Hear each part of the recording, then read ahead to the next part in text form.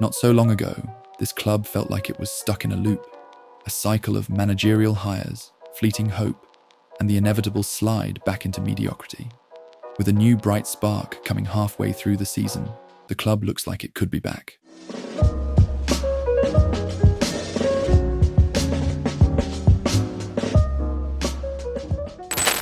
After a shocking 2024-25 season under Ruben Amorim that ended terribly as he was battling regulations with teams like Leicester City, Ipswich and Southampton, and finishing on 42 points, his dismissal in January 2026 seemed inevitable.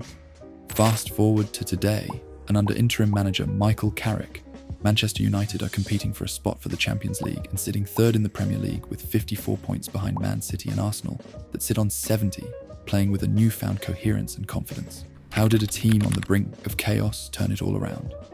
The catalyst wasn't a change of philosophy, but a change of manager. The club turned to a familiar face, former player and club captain Michael Carrick.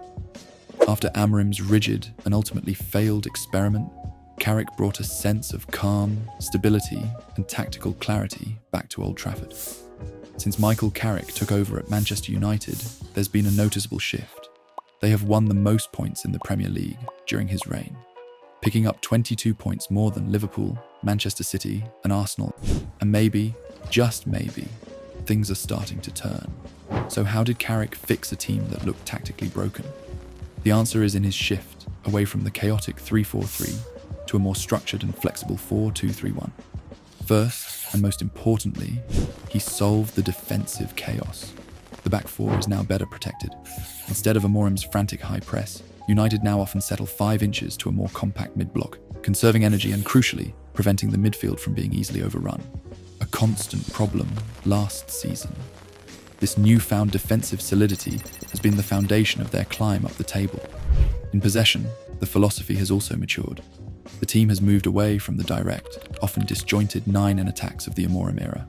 Carrick has implemented a more patient, possession-based build-up, using a double pivot in midfield to control the tempo. This allows United to draw teams out and use the technical quality of players like Bruno Fernandes to dictate play and attack with purpose instead of panic.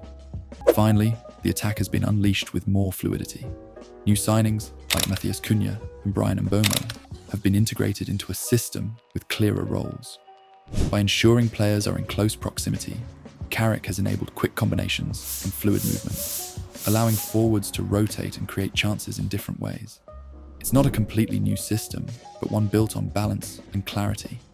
This has turned a dysfunctional unit into a cohesive and dangerous attacking force. But let's not get carried away. We've been here before. Jose Mourinho won 2 trophies. Ole Gunnar Solskjaer led the team on a historic unbeaten run. Both, ultimately, failed to bring the Premier League title back to Old Trafford. So, we have to ask, is this incredible run under an interim manager just another case of a purple patch? But what do you think? Is this the real deal for Manchester United? Let me know your thoughts down in the comments.